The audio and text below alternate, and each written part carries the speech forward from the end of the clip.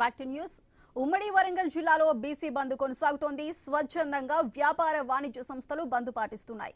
డిపోలకే RTC బస్సులు పరిమితమయ్యాయి. నల్ల రిబ్బన్లు ధరించి ఆర్టీసీ మహిళా కార్మికులు నిరసన వ్యక్తం చేస్తున్నారు. ఆర్టీసీ బస్సులు నడవకపోవడంతో ప్రయాణికులు ఇబ్బందులు పడుతున్నారు. ఇక ఇదే అంశానికి సంబంధించి మరింత సమాచారం మా ప్రతినిధి ప్రశాంత్ అందిస్తారు.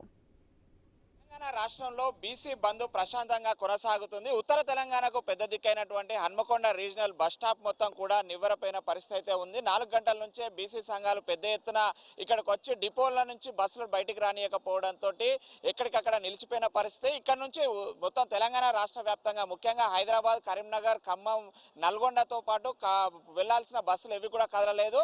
దీంతో ఆర్టీసీ కార్మికులు కూడా ఆ నల్ల రిబ్బన్లతో అటు బీసీ సంఘాలకు మద్దతుగా వాళ్ళు ప్రకటించారు.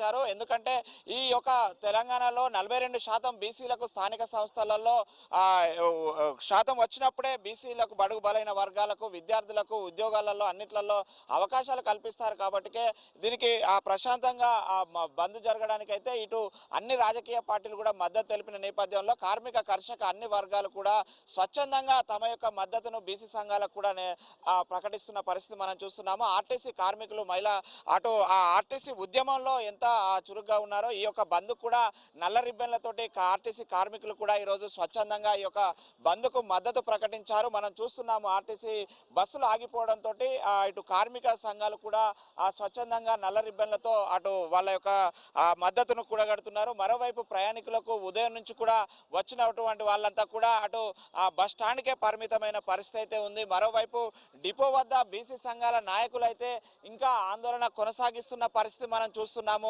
పెద్ద ఎత్తున ఉదయం నుంచి కూడా ఒక్క బస్సును కూడా కదలనీయకుండా ఈ యొక్క ఒక తెలంగాణ ఉద్యమాన్ని ఒక రాష్ట్ర ఆకాంక్షను తలపించే విధంగా ఈ యొక్క ఉద్యమం అయితే కొనసాగుతున్న పరిస్థితి అయితే ఉంది. పెద్ద ఎత్తున ఉదయం నుంచి కూడా ఒక్క బస్సును కూడా కదలనీయకుండా ఇక్కడ నుంచి ముందుకు సాగనివ్వకుండా ఇక్కడ మనము చూస్తున్న పరిస్థితి అయితే మనకు కనిపిస్తుంది. ఇక్కడ వరంగల్ 2 డిపో అనేది తెలంగాణ రాష్ట్రంలోనే అతిపెద్ద రెండో ఆర్టీసీ బస్ స్టాండ్. ఈ డిపో నుంచి ఒక్క బస్సు కూడా కదలకపోవడంతో ముఖ్యంగా ఉత్తర తెలంగాణకు సంబంధించి 4 జిల్లాలకు స్తంభించిపోయింది.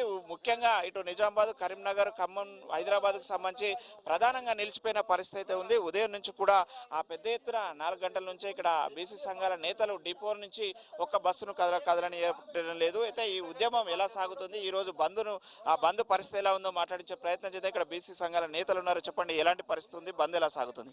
సో తెలంగాణ రాష్ట్ర వ్యాప్తంగా కావచ్చు, ఉమ్మడి వరంగల్ జిల్లా వ్యాప్తంగా కూడా మీరందరూ ఉదయం నుంచి కూడా చూస్తూ ఉన్నారు. ఆర్టీసీ బస్సులతో పాటు అన్ని వర్తక వ్యాపార వాణిజ్య సంఘాలన్నీ కూడా బంద్కు స్వచ్ఛంగా మద్దతు ప్రకటించి సో బంద్ను విజయవంతం చేసే ప్రయత్నం చేస్తూ ఉన్నారు.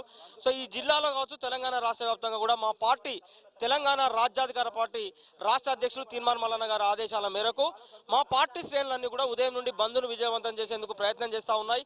సో ఉదయం నుంచే ఇటు వరంగల్లో కావచ్చు, కరీంనగర్లో కావచ్చు, అదేవిధంగా నల్గొండ అన్ని చోట్ల కూడా మా పార్టీ శ్రేణులతో పాటు ప్రజా సంఘాల నాయకులు, అన్ని ప్రధాన రాజకీయ పార్టీల నాయకులు సో అందరం కూడా బంద్ను విజయవంతం చేసేటువంటి ప్రయత్నంలో భాగంగా అందరితో సమన్వయం చేసుకుంటూ సో శాంతియుతంగా మా నిరసనలు తెలియజేసుకుంటూ సో ఈ బంద్ను విజయవంతం చేసే ప్రయత్నం చేస్తా ఉన్నాం.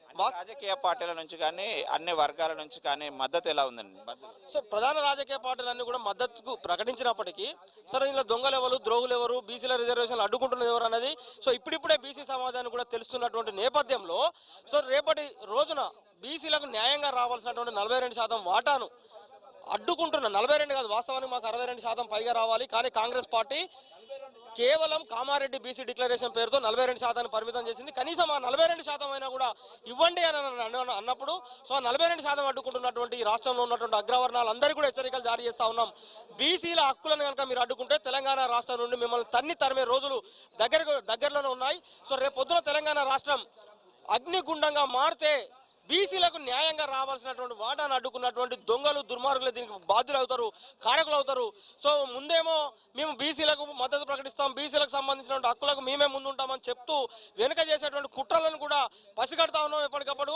సో అవన్నీ కూడా తెలంగాణలో ఉన్నటువంటి బీసీ సమాజం ముందు పెడతా ఉన్నాం. మా బీసీ సమాజాన్ని మేల్కొల్పుతా ఉన్నాం. రాబోయేటువంటి కొద్ది రోజుల్లోనే బీసీలకు న్యాయంగా రావాల్సినటువంటి వాటాను సాధించి తీరుతామన్నటువంటి నమ్మకం, విశ్వాసం మాకున్నది. చూస్తున్నాము 42% హక్కులుగా వచ్చే వరకు కూడా మా ఉద్యమం ఆగదు, ఇది ఆరంభం మాత్రమే, ఇంకా కొనసాగింపుగా ముందుకు వెళ్తామని చెప్పేసి బీసీ సంఘాల నేతలు చెప్తున్నారు. ఇది ఇక్కడ ఉన్నటువంటి తాజా పరిస్థితి. కెమెరామెన్ విజయ్తో ప్రశాంత్, ఐ న్యూస్, వరంగల్.